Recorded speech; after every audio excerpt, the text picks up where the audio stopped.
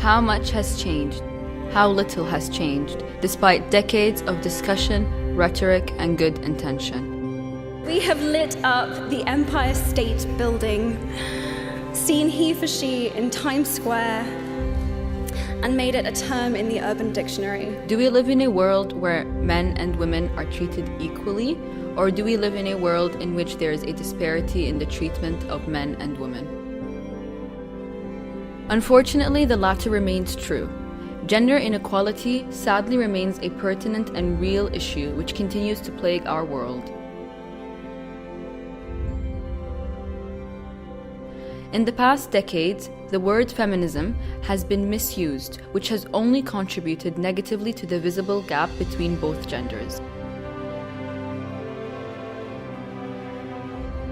Gender isn't going to tell you anything about who's being falsely accused, who's guilty of domestic violence, who's guilty of initiating a divorce. Gender doesn't tell you anything meaningful about that. We must understand that to recognize and celebrate a woman's worth does not equate to demeaning the worth of a man.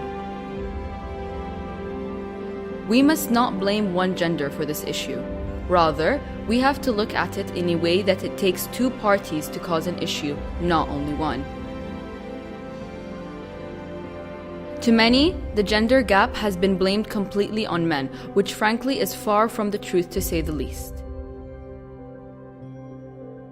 I'm not oppressed just because I'm a woman. Right. Lots of men are oppressed in some very real ways. All those issues can work both ways. In order for us to take a step forward into mending that gap between both genders, we must work together as one, or else our efforts will be in vain. Together, hand in hand, we can make this world a better place, not only for us, but for the generations to come. In the past, there have been many female and male figures that have contributed, or let's say attempted, to solve this issue, even if it has only made a tiny difference. Maya Angelou was an American poet, memoirist, and civil rights activist. As a young woman coming into my own, I could relate to many literary texts that Angelou has written, as they deeply illustrate the suffering, pain, and strength that women endured, with how society allowed them to be perceived. Angelou says, if you don't like something, change it. If you can't change it, change your attitude. What is the best piece of advice you've ever gotten? So many good things. I know. Yeah. I guess the greatest advice is to forgive. I don't anoint it with anything. I just forgive it. As citizens of this world, we must all remember that women are strong, men are strong, but together we are stronger. Join hands with me. Let us tackle this issue together. What have we done to help the matter at hand, bearing in mind that each one of us carries some responsibility?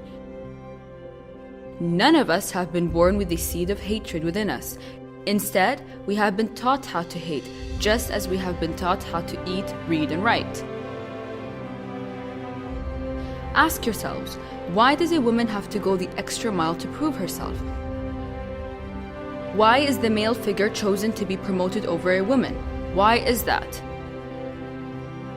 Is it because God gave the woman a gift of being able to carry a child? Or is it because she has to take time off to recover after intense labor? What is the answer?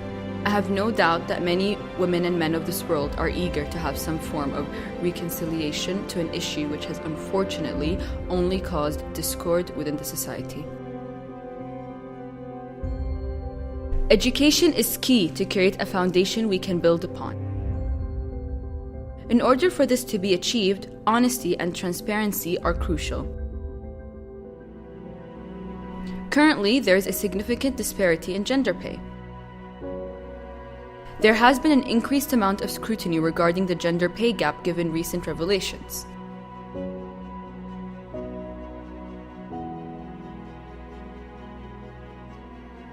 In the UK, it has currently come to light that even within an institution as renowned as the BBC, there is a huge difference in the amount that men and women are earning, despite doing exactly the same occupation. We had been underpaid by comparison to male peers. Not absolutely, because we all feel that we're privileged to work for the BBC, that it's a public service broadcaster. I am proud to have served for 30 years at the BBC, but we knew there was inequality. We didn't know the details because the BBC is extremely secretive on pay. Whenever women try and argue that they should get paid exactly the same amount as the person who's doing exactly the same job, it's quite hard for them to find out what that man is earning unless he individually is happy to disclose privately. This will strengthen the hand, won't it, of the women who feel that they should be paid. Why has it taken so long for any nation to address this issue with the amount of weight it deserves?